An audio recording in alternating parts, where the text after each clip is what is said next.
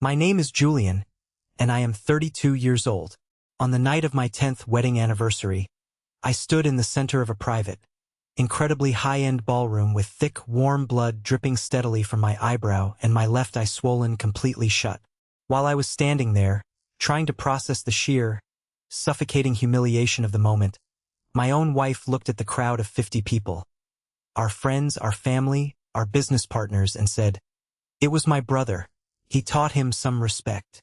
Her entire family laughed right in my face. They raised their crystal champagne glasses like they had just won a championship. But there was one massive, life-altering thing they didn't know. They didn't know I had already signed away everything they were trying to steal from me. And my twin brother, a man who doesn't know the meaning of the word mercy, was walking through those heavy oak doors to end their entire world. And soon, they would be the ones begging on their knees, facing a massive lawsuit, public disgrace, and losing every single dime they had. Before I tell you how this all went down, hit that like button if you believe in justice, and let me know where you're watching from in the comments below. Now, let's go back to where the nightmare really started. The crystal chandeliers suspended above us in the grand ballroom cast a harsh, golden glow over the 50 guests in the room. These were the absolute elite of the city. We had corporate partners, real estate developers, people whose bank accounts had more zeros than I could ever fathom when I was growing up. The air was thick with the smell of expensive perfume, roasted filet mignon, and the sharp, metallic scent of my own blood. I could feel the warm trickle sliding down the side of my face, soaking slowly into the stiff collar of my crisp white dress shirt. The silence in that room was absolute and terrifying. You could hear a pin drop. Forks froze halfway to mouths. Conversations died mid-sentence. My wife, Valerie, stood right beside me.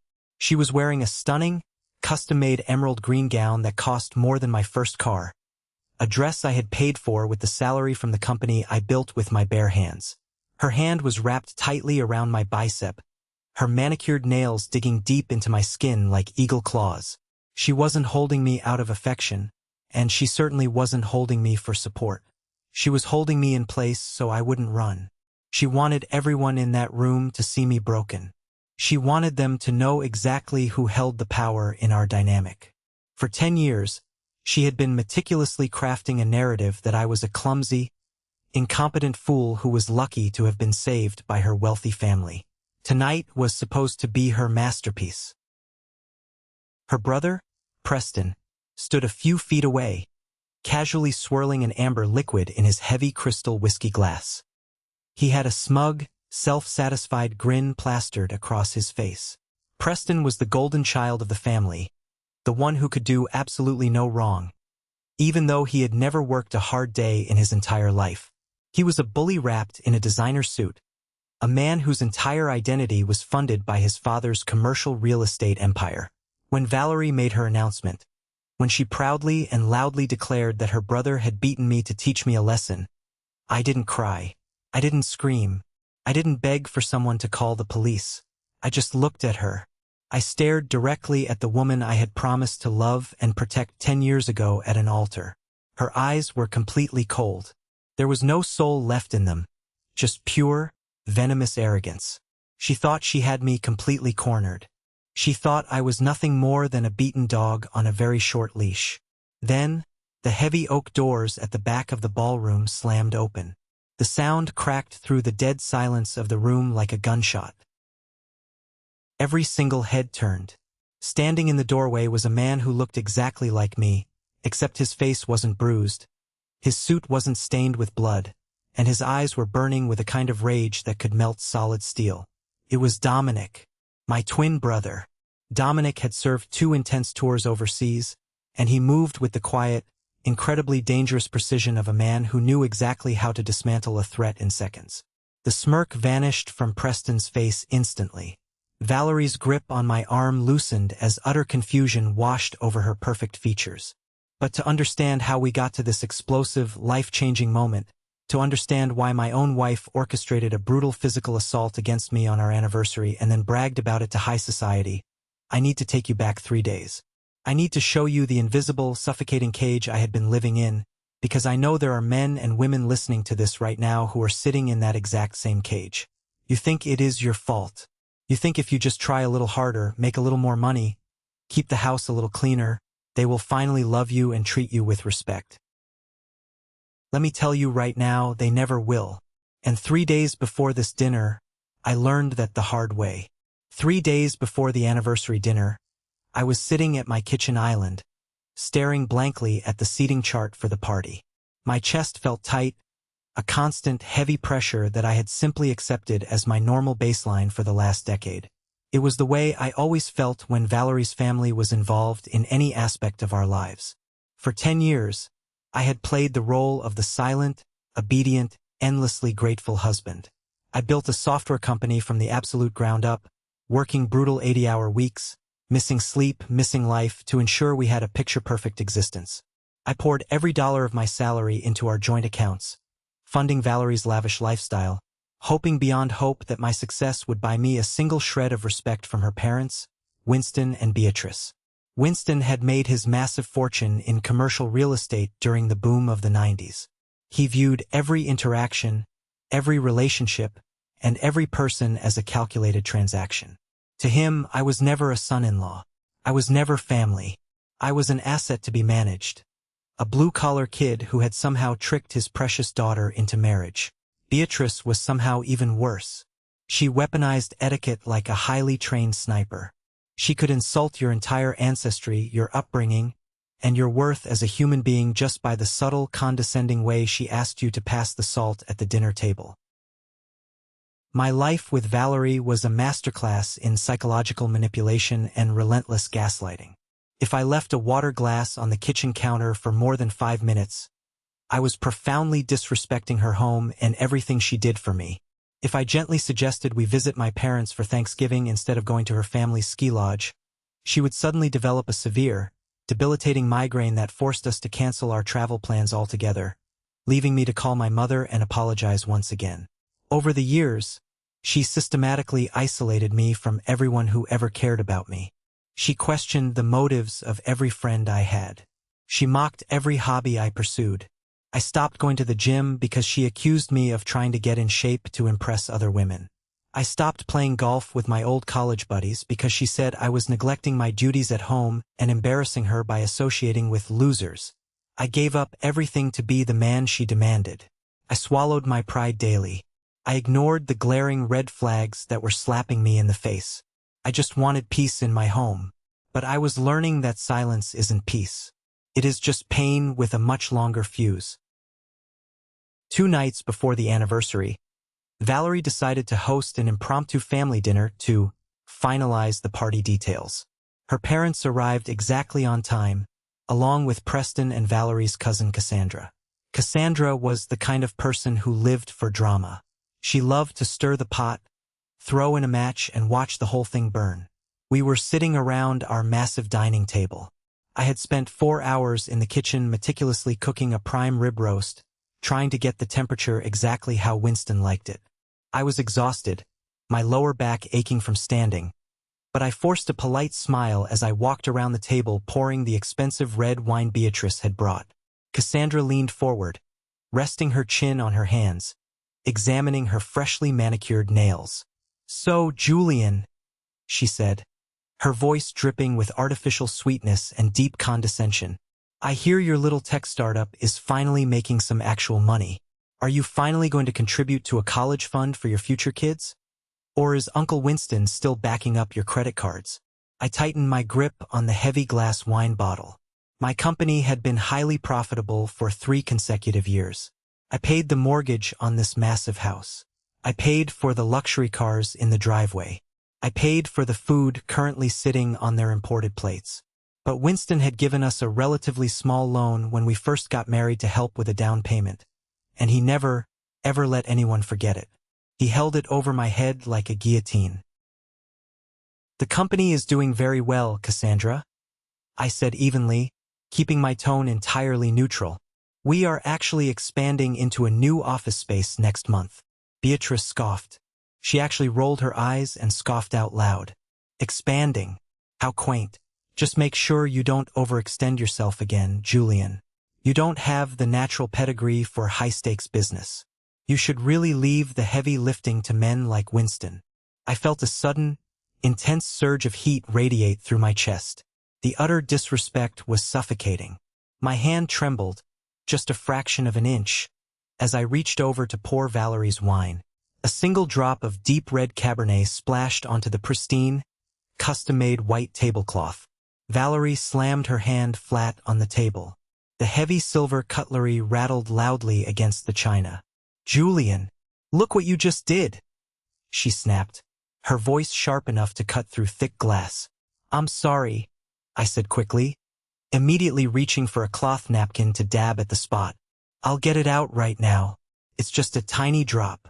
Winston sighed heavily, leaning back in his expensive leather chair and crossing his arms. "You are always so incredibly clumsy, son.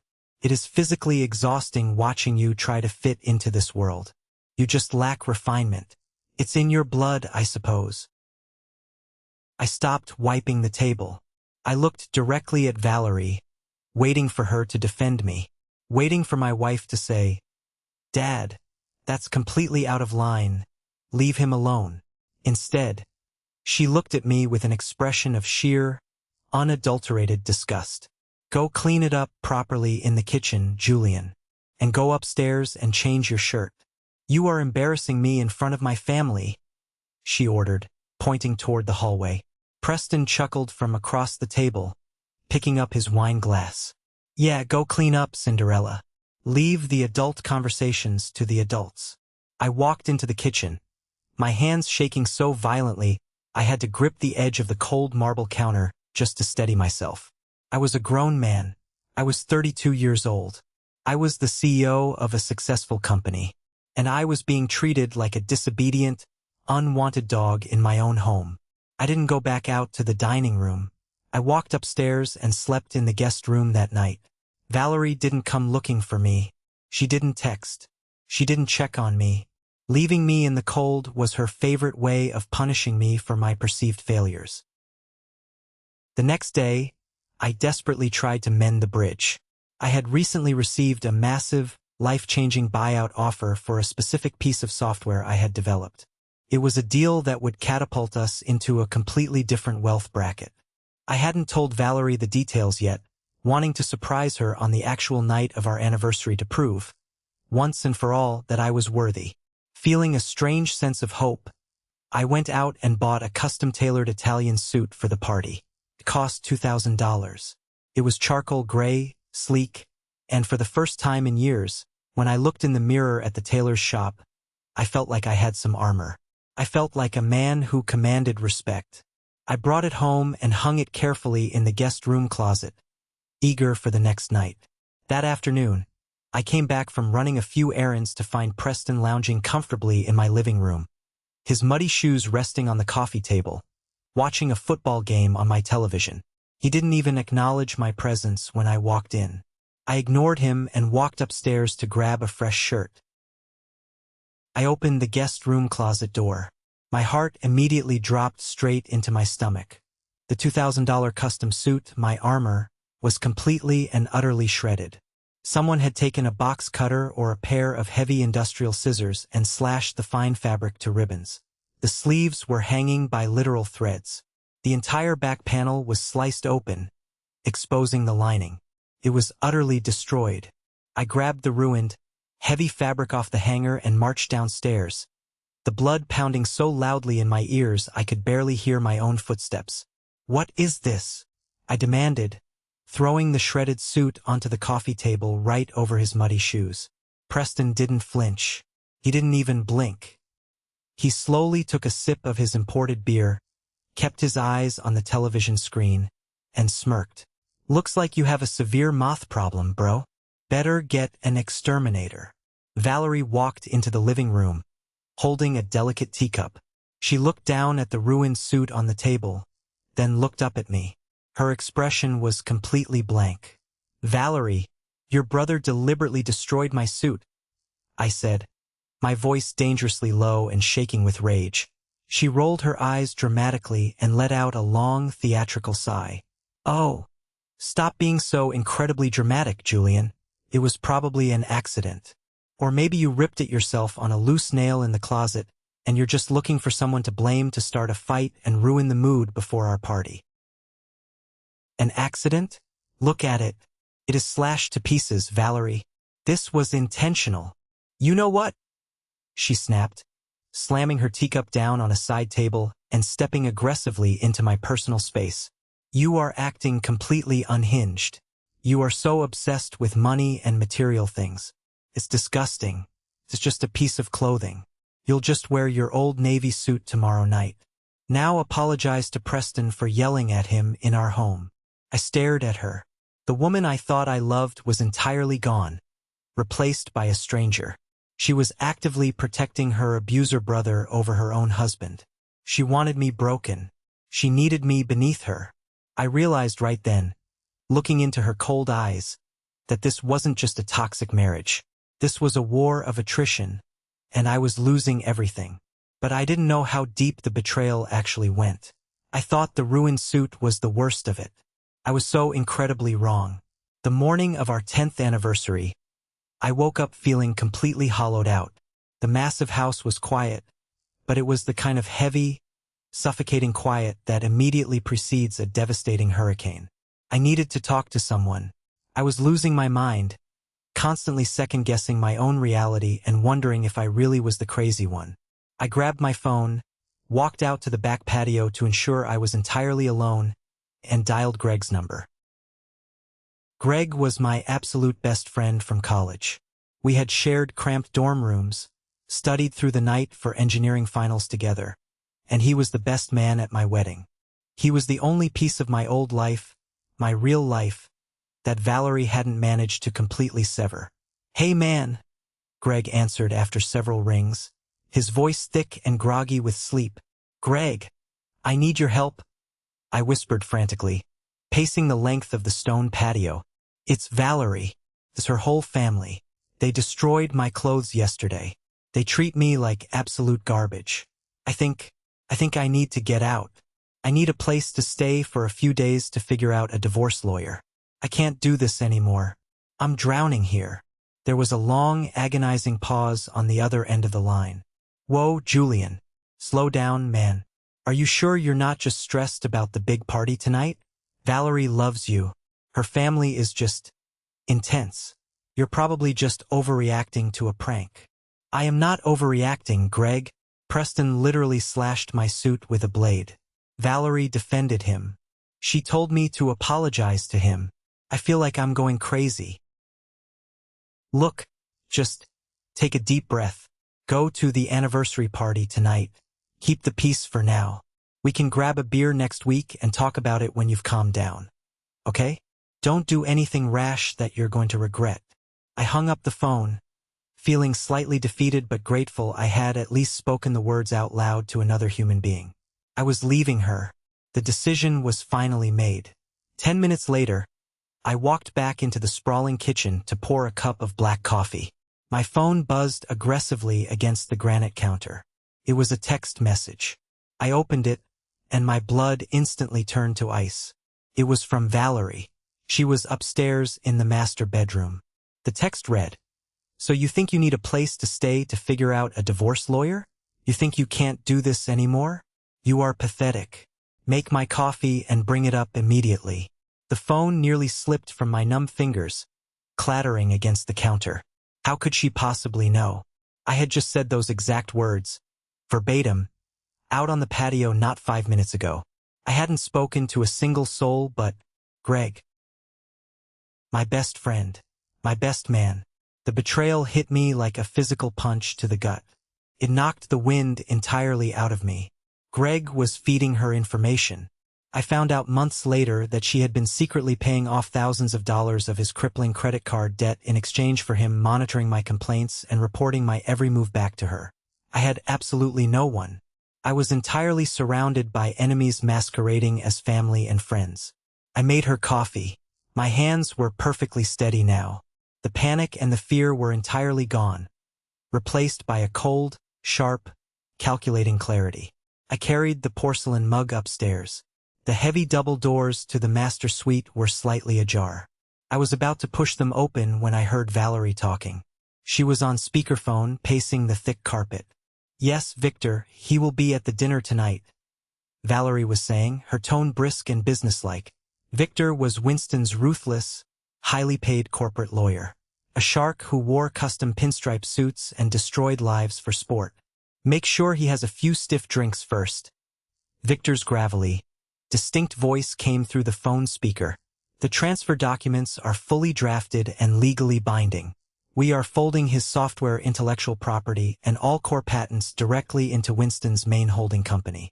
Once he signs those papers under the guise of the new family trust fund we discussed, he loses all controlling shares of his own life's work. If he refuses to sign tonight, Winston is fully prepared to call in the original mortgage loan immediately with the maximum penalty interest applied. It will bankrupt him within 30 days. He won't refuse," Valerie laughed softly. It was an evil, chilling sound that made the hairs on my arms stand up. "He is absolutely terrified of public conflict. We just need to apply the right amount of pressure in front of the guests. Preston knows exactly what to do if Julian gets stubborn and tries to embarrass us." I stopped breathing. My lungs froze. This wasn't just extreme emotional abuse anymore. This was a highly calculated, legally premeditated robbery. They weren't throwing an elaborate anniversary party to celebrate 10 years of marriage. They were throwing a high-society ambush to steal my entire life's work. The company I built from nothing, the late nights, the agonizing stress, the innovation. They wanted to take it all and leave me with absolutely nothing, trapped under their thumb forever. I pushed the heavy door open and stepped into the room. Valerie jumped, her eyes widening in shock as she scrambled to snatch her phone off the unmade bed. "I have to go, Victor," she hissed rapidly, jabbing the end call button. She turned to face me, her perfectly made-up face pale for a split second before the familiar mask of deep arrogance slid right back into place. "Don't you know how to knock?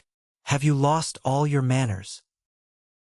I walked slowly into the room, setting the hot coffee mug down on the bedside table with a soft clink. "I heard everything, Valerie. The transfer documents. Victor, your father's holding company. The plan to bankrupt me." She crossed her arms over her silk robe, her eyes narrowing into dangerous slits. "Good. Then it saves me the tedious trouble of explaining high-level finance to your simple mind. My father invested in you when you were nothing. You owe this family everything you have. Tonight you are going to put on a suit, you are going to smile, you are going to sign those papers, and we are going to celebrate your contribution to the family." "I am not signing a single page of anything," I said, my voice dangerously calm, shocking even myself with its steadiness. "And I am not going to that dinner. We are done, Valerie. I'm filing for divorce." "Oh, you're going—" A deep, menacing voice boomed from the doorway behind me. I spun around. Preston was standing there.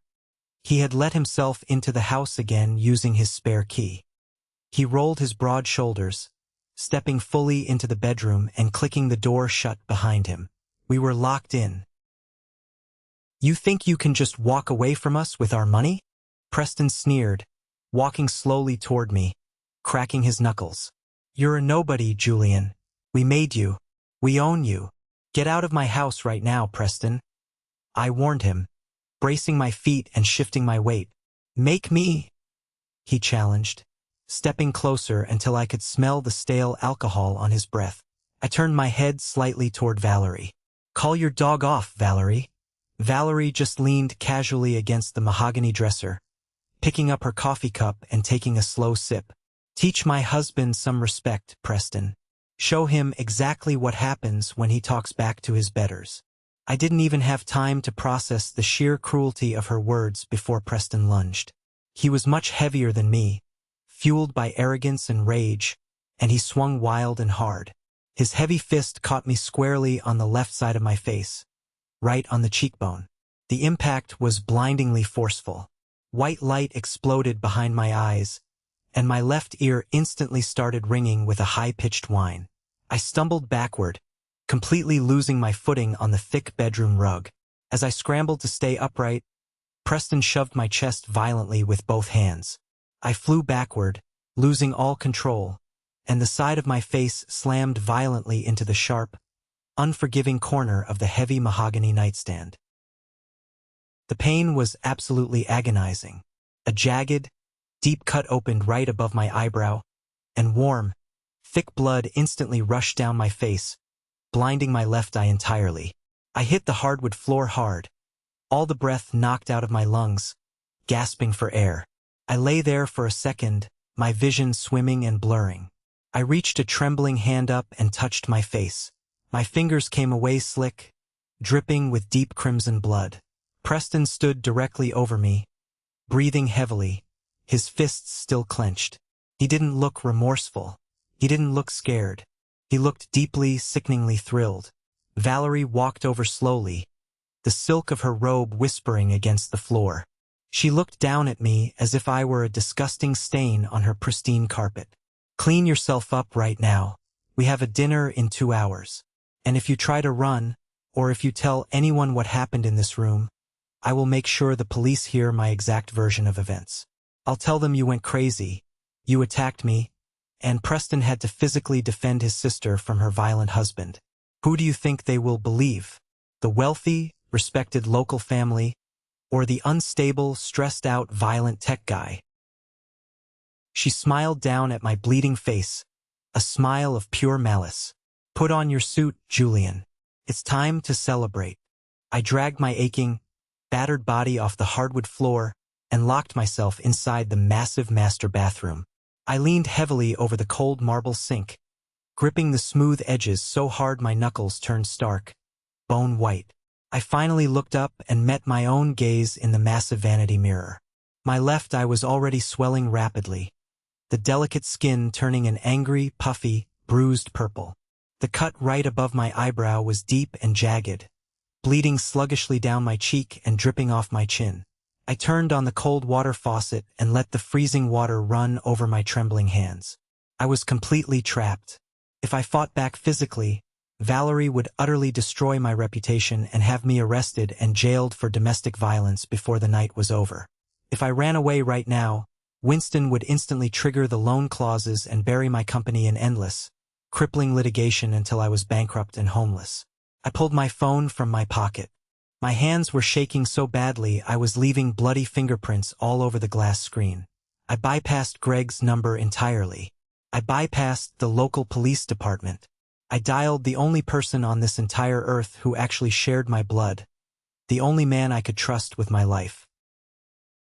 Dominic picked up on the second ring. "Dom," I rasped, my voice cracking and thick with unshed tears and pain. "I need you." He heard it immediately, that tone. We had a bond that didn't require long explanations. "Julian, what happened? Where are you right now?" "I'm at the house. Valerie and Preston. They jumped me." Preston split my head open. "They are trying to force me to sign away the company tonight at the anniversary dinner. Victor is going to be there with the papers." There was dead silence on the line. But it wasn't the shocked silence of someone who didn't know what to say. It was the terrifying, tactical, calculated silence of a seasoned combat veteran rapidly assessing a hostile battlefield. "Listen to me very carefully, Jules," Dominic said, his voice dropping an octave, becoming entirely cold and incredibly precise. "Do not go to the hospital. Do not clean off the blood completely. Stop the heavy bleeding so you don't pass out on your feet, but let the bruising show. Let the swelling show. Put on your suit. You are going to go to that dinner." "Dom, are you crazy?" I hissed, panic rising in my throat. "They want to parade me around like a conquered animal. They have Victor there with legally binding contracts." "Let them," Dominic ordered, his voice unyielding. "Let them think they have won the war. The absolute most dangerous time for an ambush is when the enemy truly thinks you have surrendered. I am 4 hours away. I am getting in my truck and driving right now. I will be there before the main course is served. Tell me, do you still have the encrypted flash drive with the IP transfer documents from last month?" My heart skipped a violent beat. A month ago, sensing Winston's escalating greed and Valerie's strange questions about my patents, I had quietly and legally transferred the core patents, the source code, and all intellectual property of my software into a highly secure, blind trust controlled entirely by Dominic. Legally speaking, the company Valerie and Victor were currently trying to steal was nothing more than an empty, worthless shell. Yes? I whispered, opening the bathroom drawer with my bloody hand. I have it right here. Bring it with you. Keep it in your pocket. And Julian, turn on the voice memo app on your phone right now. Record every single word they say to you from this second forward. Let them hang themselves with their own arrogance. I hung up the phone. A strange, incredibly calm energy washed over me, starting from my chest and spreading to my fingertips. I wasn't the helpless victim anymore. I was the bait in a much larger trap. I grabbed a thick white towel and pressed it firmly to my head to stem the worst of the bleeding. I carefully stripped off my ruined, bloody shirt, dropping it on the tile floor. Just then, there was a soft, hesitant knock on the heavy bathroom door. Mr. Julian? It was Sylvia, our housekeeper. She had been working for us for 5 years. Valerie treated her like absolute dirt, constantly berating her over minor dust. But I always made sure she got generous cash bonuses and plenty of paid time off to see her grandchildren. I slowly unlocked the door and opened it just a crack. Sylvia stood there holding a stack of fresh towels, her dark eyes widening in absolute horror as she took in my battered face. "Oh, my sweet lord," she gasped, clapping a hand over her mouth. "Sylvia, please, you have to keep your voice down," I whispered urgently, glancing back toward the bedroom. She looked past me and saw the bloody shirt crumpled on the floor. Without saying a single word, she pushed past me into the bathroom, grabbed a thick black trash bag from the supply cabinet, and shoved the blood-soaked shirt deep inside. "Mrs. Valerie told me to come clean the room," Sylvia whispered rapidly, her hands moving fast. "I didn't see anything. I wasn't here. But I will take this bag straight to the trunk of my car. Not the house trash. My car. In case you need proof later." She stopped and looked me dead in the eye. She knew. She had seen the psychological abuse, the screaming, the manipulation for years. This was her silent rebellion. She was choosing a side. "Thank you, Sylvia. Thank you so much," I said, my voice thick with genuine emotion. I went to the closet and put on my old, slightly faded navy suit. I left the cut completely exposed. I didn't try to hide the massive, dark purple swelling around my eye with makeup or sunglasses. Let them see exactly what they created. Let the world see it. I walked heavily down the grand sweeping staircase. Valerie and Preston were waiting impatiently by the massive oak front door. Valerie was dressed in her stunning emerald gown, diamonds glittering at her throat, looking like absolute royalty. She took one look at my face and a look of deep disgust crossed her features. "You couldn't even bother to put some concealer on that? You look absolutely hideous," she complained, adjusting her diamond necklace. "It's the very best I could do," I muttered, keeping my head down, playing the role of the utterly broken man to perfection. Preston laughed loudly, clapping me hard on the shoulder, right near my neck, intentionally trying to cause pain. "Builds character, Julian. Come on, the rented Bentley is waiting outside. Don't bleed on the leather."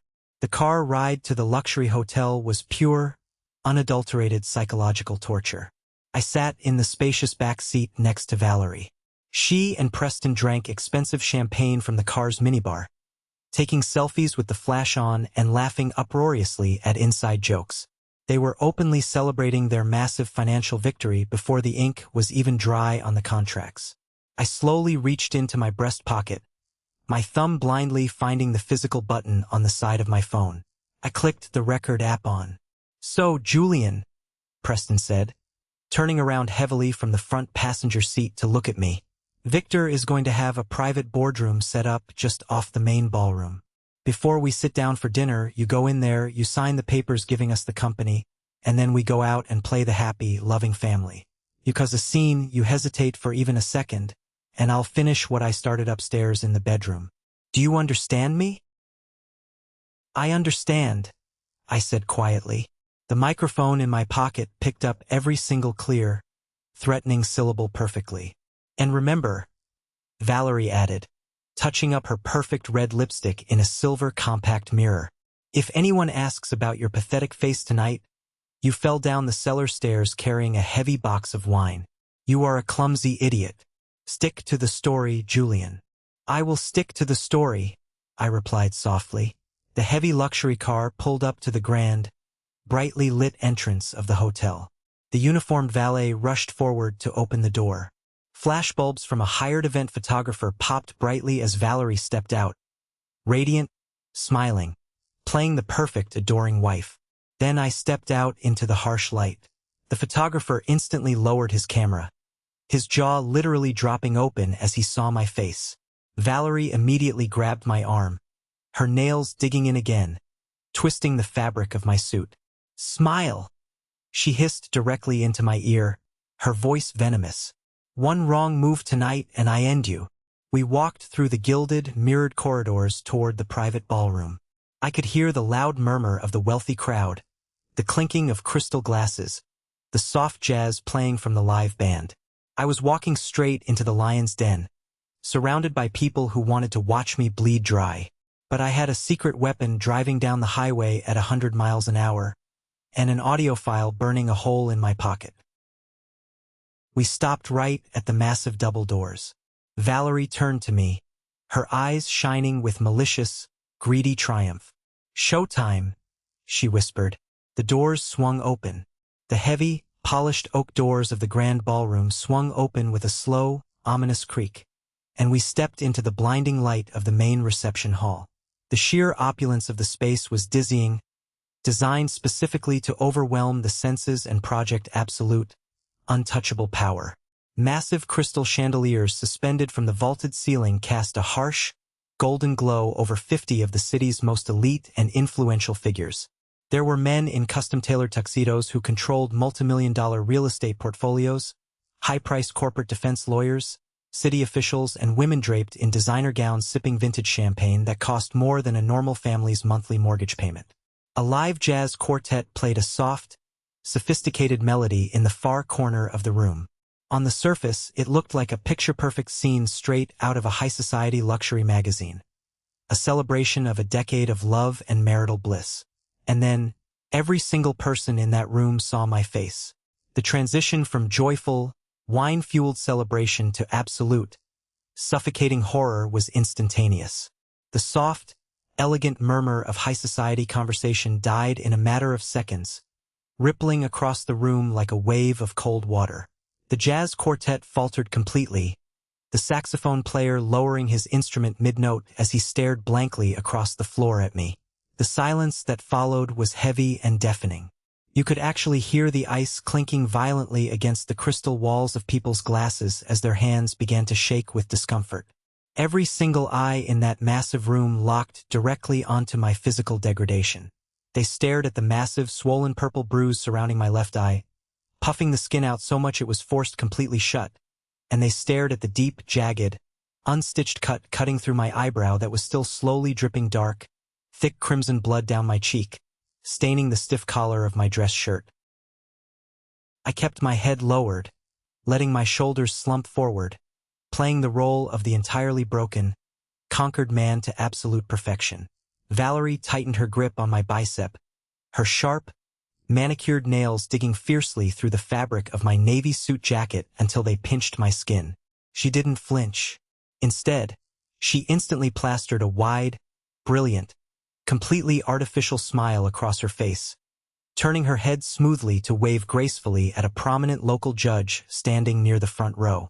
"Keep walking, Julian, and keep your pathetic mouth shut," she hissed under her breath, her voice barely a whisper but dripping with sheer venom.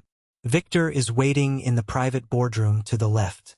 We are going to get this done right now, and then you can go sit in a dark corner where you belong." Her brother, Preston, walked a few paces ahead of us, acting as a human snowplow.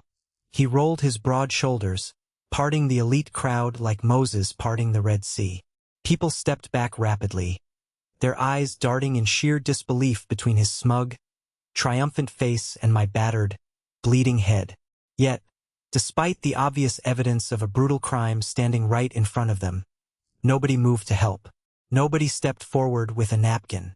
Nobody reached into their pocket to dial 911 or call for an ambulance. In this insular world of old money and corporate influence, you did not question Winston's family. You did not interfere with how they managed their assets. You simply looked the other way, took another sip of your expensive champagne, and minded your own business. We bypassed the main dining tables and marched directly toward a set of heavy, frosted glass double doors that led into a private executive boardroom. Preston pushed them open with an arrogant shove. Sitting comfortably at the head of a long, polished mahogany conference table was Victor. He was a notorious corporate lawyer, a human shark who had built a wildly lucrative career by legally dismantling small business owners, draining their bank accounts, and structuring hostile takeovers for billionaires. He wore a flawless pinstripe suit. His reading glasses perched precariously on the bridge of his nose, and several thick stacks of legal documents were perfectly aligned in front of him on the wood.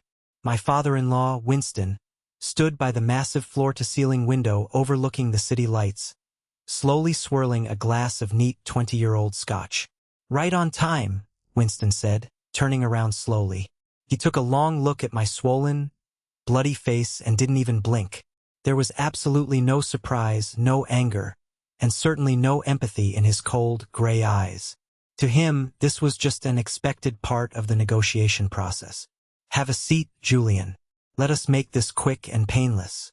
We have 50 very important guests waiting outside to celebrate our success." I walked over to the heavy leather chair directly opposite Victor and sat down slowly, letting out a shallow breath as my ribs ached from the earlier assault. The entire left side of my head was throbbing with a dull, brutal, rhythmic pain, but my mind was sharper and more focused than it had been in a decade. As I leaned forward, I reached my hand into my breast pocket, subtly ensuring that my phone's voice memo app was still running, its microphone positioned perfectly to catch every single word spoken in this room. Victor didn't waste a second. He slid a thick, bound legal contract across the polished wood until it rested against my hands. He placed a heavy, silver Mont Blanc pen right on top of it. "This is the Master Equity and Asset Transfer Agreement, Julian," Victor explained, his voice smooth, professional, and entirely devoid of human emotion. "It permanently transfers all intellectual property, proprietary source code, future developments, and pending patents from your software company directly into the newly formed Family Legacy Trust. This trust is fully and irrevocably controlled by Winston's primary real estate holding company. In exchange for your signature, your original mortgage loan will be wiped clean from the books, and you will be granted a nominal, non-voting salary as a consulting director for the next 3 years." I stared down at the crisp white paper.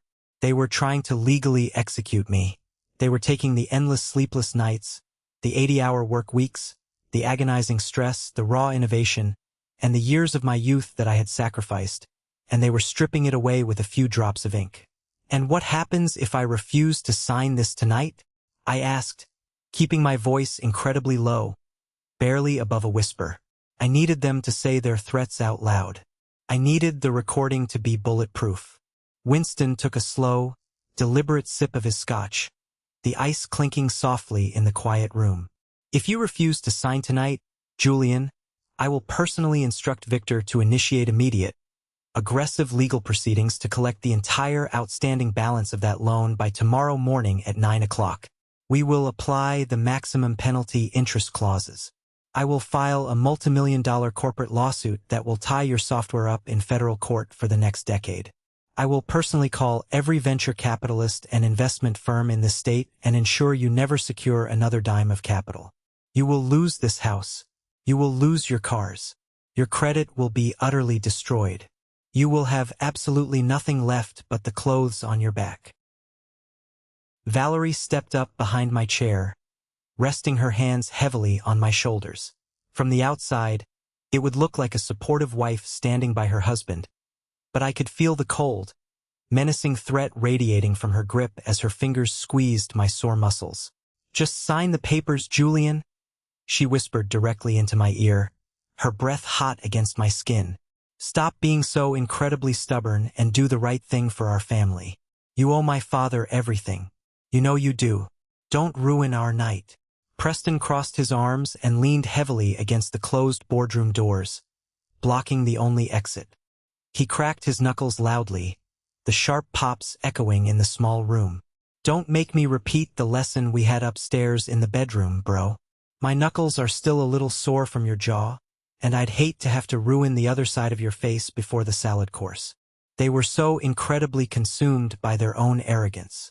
They had spent 10 long years systematically breaking down my self-esteem, gaslighting my reality, and isolating me from anyone who cared about me until they genuinely believed I was completely worthless. They truly believed I was too weak, too broken, and too terrified of public conflict to ever dream of fighting back. They thought they had cornered a helpless rabbit. They had absolutely no idea that they had just backed a starving, desperate wolf into a corner. I picked up the heavy silver pen. My hand was trembling slightly, but it wasn't from a single shred of fear. It was from the sheer, overwhelming rush of pure adrenaline coursing through my veins. I pressed the tip of the pen to the signature line on the very first page. I signed my full legal name, Julian Thomas. Then I turned to the second page and signed again. Then the third, the fourth, and the fifth. I initialed every single restrictive covenant, every waiver of rights, and every liability release they demanded. I signed away the controlling shares. I signed away the patents. I signed away my right to ever challenge this transfer in a court of law. When I flipped the final page over, Victor smiled. A thin, cold, predatory stretching of his lips that showed no teeth. He reached across the table and quickly pulled the documents back toward his side, checking each page thoroughly before sliding them neatly into a heavy leather briefcase. "A very wise and mature decision, Julian," Victor said, snapping the locks of the briefcase shut with 2 loud clicks. "You've officially secured your place in the family empire." Winston clapped his hands together, his face breaking into a wide, triumphant smile as he set his empty glass down. "Excellent. Absolutely excellent. Now, let us go back out there into the ballroom and show our guests a proud, united front. Valerie, make sure he keeps his head held at an angle where the light doesn't catch that eye too much. We don't need people asking tedious questions during the toast." We walked back out of the private boardroom and stepped back onto the main floor of the crowded ballroom. The energy in the room had shifted dramatically during our 20-minute absence. The initial shock of my appearance had morphed into a tense, whispering, morbid curiosity. Winston marched directly toward the small raised stage at the front of the room where the live band had been playing. He grabbed the microphone from the stand and tapped his heavy silver spoon against his crystal champagne glass. The sharp, high-pitched ringing sound cut through the air, and the entire room fell dead silent within seconds. Family, friends, and esteemed corporate colleagues. Winston began, his deep voice booming flawlessly over the high-end sound system. "Thank you all so much for gathering here tonight to celebrate a truly monumental milestone. 10 years of marriage between my beautiful, brilliant daughter, Valerie, and her husband, Julian." A polite, practiced ripple of applause went through the crowd of 50 people. I stood near the left edge of the stage, Valerie's hand still locked onto my arm like a vice, Preston standing entirely too close right behind my right shoulder. "Marriage is not just about romance," Winston continued, looking out over the wealthy crowd with an air of absolute authority. "It is about growth. It is about corporate alignment. It is about understanding your specific place in a legacy and making the necessary sacrifices for the greater good of the family name." Tonight, right before we walked out here, Julian made a massive sacrifice. He has officially made the smart decision to bring his tech company entirely under our family's corporate umbrella. More applause broke out, louder this time. A few of the prominent real estate developers in the front row nodded in deep approval, clearly assuming that Winston had just successfully completed another brilliant, hostile corporate buyout. Valerie stepped forward up to the microphone, her emerald green gown shimmering brilliantly under the spotlight. She looked out at the sea of wealthy faces, her eyes gleaming with the absolute intoxication of total power. She was completely high on the feeling of having broken me. "Thank you all so much for being here with us tonight," Valerie said, her voice smooth, perfectly modulated, and completely rehearsed. "I know some of you are looking at my husband's face right now and feeling a bit shocked. I know it looks quite dramatic. The entire ballroom held its collective breath. You could feel the tension tightening like a coil. Valerie let out a soft, airy laugh. It was a chilling, robotic sound. Julian had a little accident at home today. He can be so incredibly clumsy sometimes. He forgot his place. He forgot how to speak to my family with the proper respect that we deserve. So, my brother Preston had to step in and handle things. He taught my husband some respect. She actually said it. She stood in front of 50 members of high society, into a live microphone, and proudly confessed to a brutal act of domestic abuse. Preston laughed out loud, raising his heavy crystal whiskey glass high into the air, a massive, arrogant grin splitting his face. And the most disgusting part? Several of Winston's wealthy business partners actually chuckled. They smiled. They raised their own glasses in a synchronized toast to my physical violation. To them, I wasn't a human being with rights. I was an underperforming asset that had just been properly and severely disciplined by management. I looked out at the crowd of faces. Near the back row, I saw Penelope, the young wife of one of Winston's junior associates. Her hand was pressed firmly over her mouth, her eyes wide with sheer, unadulterated terror. She wasn't laughing. She knew exactly what she was looking at. She recognized the abuse. The room went dead quiet again, the heavy weight of their collective cruelty suffocating the air. Then, the heavy oak double doors at the very back of the ballroom slammed open for the second time that night, hitting the concrete walls with a sound that shattered the silence completely. Every single head in the grand ballroom snapped around toward the entrance in unison. Standing dead center in the doorway was my twin brother, Dominic. He was wearing a sharp, black tailored suit, his tie slightly loosened, his jaw set so tightly it looked like it was carved out of solid granite. He didn't look like a businessman or a high society guest. He looked like a lethal weapon that had just been unleashed onto a battlefield. Directly behind him stood two older people whose presence sent a shockwave through my chest. It was my father, Harrison, and my mother, Clara. They had driven 4 hours straight down the interstate alongside Dominic, their old sedan pushed to its absolute limits. They had missed countless family holidays over the past 10 years because Valerie always fabricated elaborate excuses to keep me away from them. But they were damn sure not going to miss this night. The smug, arrogant smile completely vanished from Preston's face. Valerie took a sharp step back on the stage, accidentally bumping into the microphone stand and causing a piercing, high-pitched squeal of audio feedback to echo through the ballroom speakers. Dominic didn't say a single word to anyone. He began walking straight down the center aisle of the ballroom. His heavy leather boots made a slow, rhythmic, terrifyingly deliberate sound against the polished hardwood floor. The wealthy guests scrambled backward, knocking over chairs and spilling drinks in their rush to get out of his path. They didn't know who he was, but they could feel the absolute aura of danger radiating off his skin. Preston shoved his whiskey glass into the hands of a passing waiter. He puffed out his chest, stepping down off the stage to meet Dominic right in the middle of the room. Preston was a man who had spent his entire life intimidating people with his height, his weight, and his father's bottomless bank account. He honestly thought this was just another minor altercation he could win by being louder and meaner. "Hey, you lost, pal?"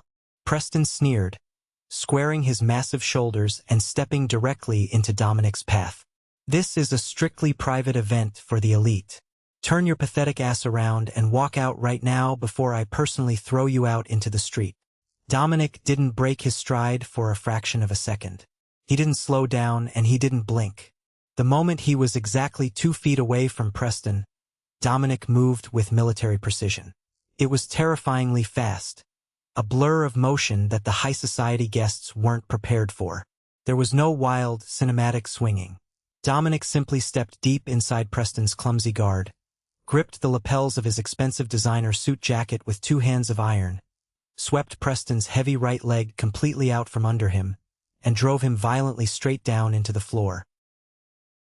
The sheer force of the impact shook the entire room. A nearby buffet table rattled violently, sending expensive silver trays of shrimp cocktail clattering loudly to the ground. Preston hit the hardwood flat on his back, the air exploding out of his lungs in a harsh, agonizing wheeze. Before Preston could even begin to process what had just happened to him, Dominic had his heavy knee pressed firmly into the exact center of Preston's chest, pinning his massive frame completely to the floor. "Do not move a single muscle," Dominic said. His voice wasn't loud, and he wasn't screaming. It was a cold, flat, quiet promise of absolute, devastating violence if Preston resisted. Preston's eyes were wide, bloodshot, and filled with a sudden, profound, and intoxicating fear. For the first time in his pampered golden child life, his daddy's money could not buy him out of the immediate physical consequences of his actions. He was completely helpless. Valerie began to scream at the top of her lungs, her voice cracking with panic. "Get off my brother. Winston, do something right now. Call the hotel security. Call the police." "Oh, the police have already been called, Valerie," I said, stepping forward. My voice echoed loudly through the ballroom. I walked to the center of the stage, pulled the heavy microphone completely off its metal stand, and stood up to my full height. I didn't look down at the floor like a broken dog anymore. I stood straight, entirely ignoring the agonizing throbbing in my skull. Winston charged toward the edge of the stage, his face turning an unhinged shade of purple as his veins popped out on his neck. "You ungrateful, blue-collar little rat. You are ruined. Do you hear me? Ruined. Victor has your signature on a legally binding contract. We own your company. We own your life. Actually, Winston," I said, my voice completely steady, shocking every single person in that room with its cold confidence, "you don't own a single damn thing." I reached slowly into my breast pocket and pulled out my smartphone. I connected it directly to the ballroom's high-end Bluetooth sound system with 2 quick taps on the screen. I opened my voice memo app and hit play on the file I had been recording since I was in the car. Victor's gravelly, distinct, and highly professional voice suddenly blasted through the massive surround sound speakers, filling every corner of the room, cutting through the panic. "The transfer documents are fully drafted and legally binding. We are folding his software intellectual property and all core patents directly into Winston's main holding company. Once he signs those papers under the guise of the new family trust fund we discussed, he loses all controlling shares of his own life's work. If he refuses to sign tonight, Winston is fully prepared to call in the original mortgage loan immediately with the maximum penalty interest applied. It will bankrupt him within 30 days. The recording didn't stop there. It kept playing, broadcasting Valerie's cruel, mocking laughter as she detailed how she would lie to the police and frame me for domestic violence if I didn't comply. It played Preston's voice threatening to beat me into a hospital bed if I didn't put on a suit and smile for their wealthy friends. The 50 high society guests were completely frozen in place, their mouths hanging open. The elegant, prestigious facade of Winston's family had just been violently and permanently ripped away, exposing the ugly, criminal, mob-like extortion syndicate operating underneath. Victor, the ruthless corporate defense lawyer, went entirely pale, the color draining from his face until he looked like a corpse. He took 3 slow steps backward toward the exit door, suddenly realizing that his entire multi-million-dollar career and his law license were currently disintegrating over a loudspeaker in front of 50 high-profile witnesses. "That is an illegal recording," Victor shouted desperately, his voice cracking into a high-pitched panic. "It's a wiretapping violation. It is completely inadmissible in a court of law." "This is a one-party consent state, Victor," I replied into the microphone, staring directly at him. "You've practiced law here for 30 years. You really should have remembered that. But honestly, that isn't even the best part of the surprise." I reached back into my pocket, pulled out the small, encrypted metal flash drive Dominic had told me to bring, and held it high under the bright stage spotlights. 30 days ago, I finally realized that staying in this marriage felt like attending the funeral of my own life. I explained to the silent crowd, looking directly into Valerie's horrified, trembling eyes. "So, I hired my own independent legal team out of state. I legally and permanently transferred the core patents, the proprietary source code, and all intellectual property of my software company into a highly secure, blind asset protection trust. The sole beneficiary, owner, and executor of that trust is my brother, Dominic. Winston stopped dead in his tracks, his hands dropping to his sides as his jaw literally dropped open. The company I just signed over to you in that boardroom 20 minutes ago? I continued, letting a cold, victorious smile spread across my face. It is a completely hollow shell. It has zero assets. It has zero bank accounts. It owns exactly zero intellectual property. Winston, you and Victor just spent $10,000 in legal fees tonight to corporate raid a company that is worth exactly nothing. You have absolutely no leverage left against me. Valerie stared up at me from the floor of the stage, her hands shaking violently as she clutched her emerald gown. You can't do that to me. We are married, Julian. That company is marital property. I am entitled to half of it. It was developed and patented before our wedding day, Valerie, and my lawyers made sure the trust structure was entirely ironclad. Thank God we never had kids, because the custody battle would have been a nightmare, but at least now I don't have to worry about you infecting another generation, I said, dropping the heavy microphone back onto the stand with a loud, ringing thud. In the very back row of the ballroom, an older gentleman with pristine silver hair and an impeccably tailored charcoal suit slowly stood up from his table. It was Mr. Alastair. He was the CEO of the state's largest private equity firm, and more importantly, he was the primary financial backer of Winston's entire commercial real estate empire. Winston needed Alastair's capital to survive the upcoming quarter. Mr. Alastair looked across the room at Winston with an expression of absolute, unadulterated disgust. Winston, Mr. Alastair said, his voice quiet but carrying the immense, undeniable weight of $1 billion portfolio. You are a common thug. You are running a family of white-collar criminals and abusers. Effective immediately, my investment firm is pulling all financial backing from every single one of your current development projects. We will not be associated with extortion and domestic violence. Expect a formal call from my senior legal team on Monday morning to completely sever all ties. Winston staggered backward as if he had been physically shot in the chest, his face turning an ashen gray as he grabbed the edge of a nearby table to prevent himself from collapsing onto the floor. Alastair's sudden withdrawal meant instant, catastrophic bankruptcy for Winston's company. The dominoes were finally falling, and there was nothing they could do to stop it. Let's pause for a moment. Thank you for staying with me this far, you're truly amazing. Please help me by liking the video and commenting the number 1 below so I know you've been here with me until this point. This not only helps more people discover this story, but also lets me know that my experiences mean something to someone. Your support is the greatest motivation for me to keep sharing the rest of this journey. The distant, low wail of police sirens cut sharply through the incredibly tense atmosphere of the grand ballroom. The sound grew louder and more frantic by the second, until the bright, flashing red and blue lights illuminated the heavy frosted windows of the hotel, casting frantic reflections across the crystal chandeliers. Dominic had dialed the police captain directly when he was 10 minutes away from the venue, providing them with a copy of my emergency phone call and enough explicit details about an ongoing corporate extortion and violent assault to ensure a high-priority, rapid tactical response. Four uniformed police officers burst through the heavy double doors at the back of the hall, their hands resting cautiously on their utility belts. The high society crowd parted instantly, practically throwing themselves against the walls to avoid being caught in the crossfire. "Officers, over here," Dominic called out clearly, his voice calm and authoritative as his knee remained planted firmly into the center of Preston's chest.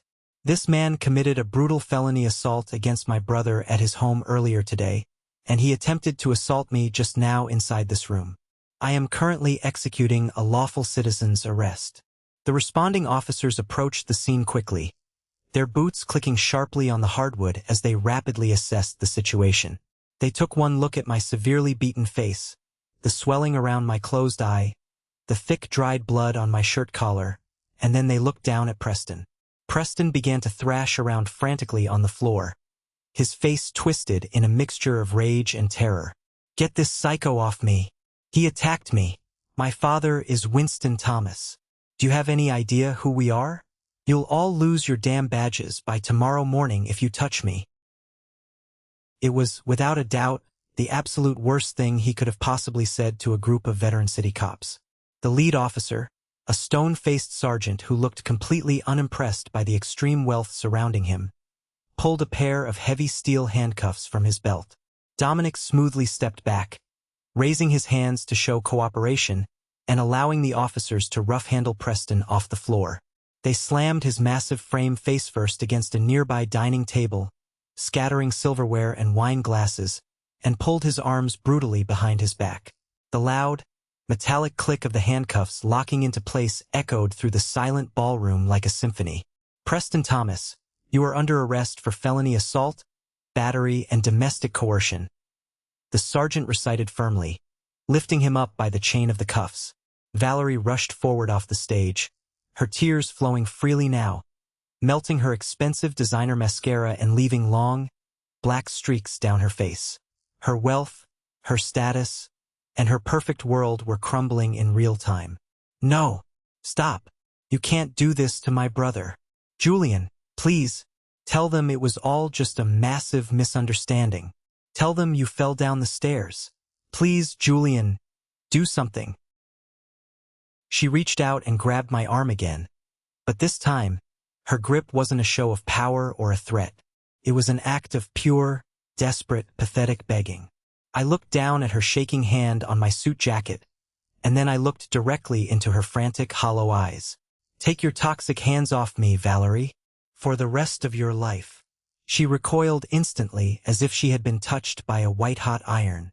I am filing for divorce at 8 o'clock tomorrow morning, I told her, my voice completely devoid of any anger, carrying only a terrifying, absolute detachment. My legal team will handle everything. Do not call my phone. Do not show up at my office. If you come within 100 feet of me, I will have Dominic enforce a restraining order. I reached down with my right hand, gripped her left wrist, and forcefully pulled the heavy, multi-carat diamond anniversary band right off her finger. It was the ring I had purchased for her just days ago, a symbol of my own foolish, desperate hope to be loved. I dropped the expensive ring onto the hardwood floor. It bounced with a sharp, hollow metallic sound and rolled away into the darkness under a catering table. Victor, the corporate lawyer, was intercepted near the exit doors by 2 other officers. Based on the explicit audio recording that had just played over the house speakers, Victor was now facing immediate federal indictment for his direct role in drafting documents for a criminal extortion scheme. He was going to lose his license to practice law, his elite social standing, and his freedom.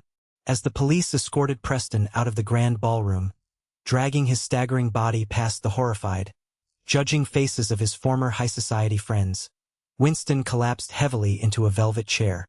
Beatrice stood frozen beside him, clutching her pearls with a white-knuckled grip, her face completely drained of all color. Their absolute worst nightmare had played out in front of the entire city elite. They were publicly humiliated, financially ruined by Mr. Alastair's immediate departure, and their precious, golden child son was sleeping in a concrete jail cell tonight. But the universe was not entirely finished delivering its absolute justice to this family. 3 weeks into the incredibly messy, highly publicized divorce and corporate litigation proceedings, my independent forensic accountant uncovered a massive, systemic financial anomaly while reviewing the history of the joint accounts they had tried to use as leverage. It turned out that Preston's incredibly lavish lifestyle, the luxury cars, the offshore bank accounts, the endless trips to Europe, wasn't being funded by Winston's real estate generosity at all. Preston had been actively embezzling millions of dollars from the very commercial investment funds that Mr. Alastair had entrusted to Winston's development firm. He had been forging corporate documents, creating fake vendor invoices, and funneling the stolen cash into private offshore accounts in the Cayman Islands. When Winston discovered the massive multi-million-dollar deficit a month before our anniversary, he completely panicked. Instead of turning his criminal son over to the authorities, Winston realized he needed an immediate, massive influx of clean corporate assets to replace the missing money before Alastair's firm conducted their annual federal audit. That was the real, hidden reason they wanted my software company. They didn't care about my tech or my innovation.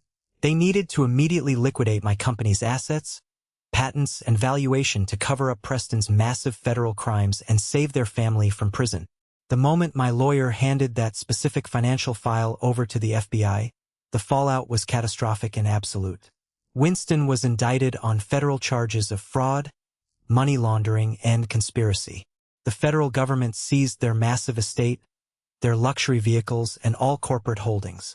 Beatrice was forced to move out of her mansion and into a tiny, run-down two-bedroom apartment on the edge of town. Valerie, completely stripped of her family inheritance, her credit cards, and her elite social standing, was forced to take a low-paying retail job at a local department store just to pay the retainer fee for her criminal defense attorney. They had tried to bankrupt me, but in the end, their own greed buried them alive. It has been exactly 6 months since the night of that fateful anniversary dinner. Right now, I am sitting on the wide front porch of a beautiful, modest timber cabin nestled deep in the Blue Ridge Mountains, hundreds of miles away from that toxic city and the painful, suffocating memories of that house. I am drinking a hot cup of black coffee from a chipped ceramic mug, and for the first time in an entire decade, my chest does not feel tight. There is no heavy weight pressing down on my lungs. I can breathe the mountain air deeply, and I am entirely at peace. The physical scars on my face have completely healed over. The deep cut above my left eyebrow left behind a thin, pale white line. A permanent physical anchor, a scar that serves as a reminder of the brutal price I had to pay to buy back my own freedom. But the internal, psychological scars took much longer to address. For the first few months after the divorce was finalized and the company assets were completely secured, I struggled immensely. I was formally diagnosed by a specialist with complex PTSD, the direct result of 10 years of systematic psychological manipulation, isolation, and relentless gaslighting. I would often wake up in the middle of the night in a cold, shaking sweat, automatically reaching for my phone in a panic, terrified that I had missed a text message from Valerie berating me for some minor, imagined failure. I spent 3 days a week sitting in intensive trauma therapy, slowly and painfully unpacking the deep-rooted, toxic belief that I somehow deserved to be abused because I wasn't born into their social class. Dominic moved into the cabin with me for the first 2 months of my recovery. He didn't force me to talk about the trauma when I wasn't ready. He just made sure there was food on the table, made sure I actually got out of bed every morning, and quietly reminded me every single day that I was safe, that the war was over, and that I had won. Together, we formally launched our new, independent software firm under the protection of the Blind Trust. Free from Winston's corporate interference, we secured an honest round of funding from reputable investors, hired a brilliant team of developers, and the business is currently thriving beyond my wildest dreams. But the most profound, life-altering change in my world didn't happen in a corporate boardroom or on a financial balance sheet. It came in the form of a simple email. 2 months ago, I opened my laptop and found a message from an unfamiliar address with a subject line that simply read, "Thank you from the ballroom." It was from Penelope, the young woman I had spotted in the back row on the night of the dinner. She wrote me a long, incredibly raw letter, explaining that she had been trapped in a severely abusive, violent marriage with one of Winston's senior partners for 8 long years. She described living in the exact same invisible, suffocating cage that had held me. The complete isolation from friends, the constant destruction of her self-worth, the terrifying fear of public ruin and losing her children. She told me that watching me stand up on that stage with a bleeding face, watching me look my abusers dead in the eye and calmly dismantle their entire empire with the truth, had completely shattered the illusion of untouchable power her own husband held over her life. The very next morning, while her husband was at the office panicked over Winston's arrest, she packed 2 suitcases, took her young children, and drove straight to a women's shelter.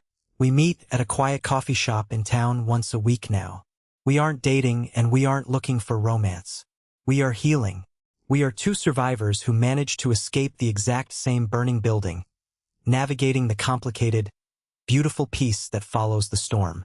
I still have that custom-tailored charcoal Italian suit, the one Preston slashed to ribbons with a blade. I keep it folded neatly inside a wooden box at the very top of my closet. I didn't throw it away, and I never let a tailor attempt to stitch the fabric back together.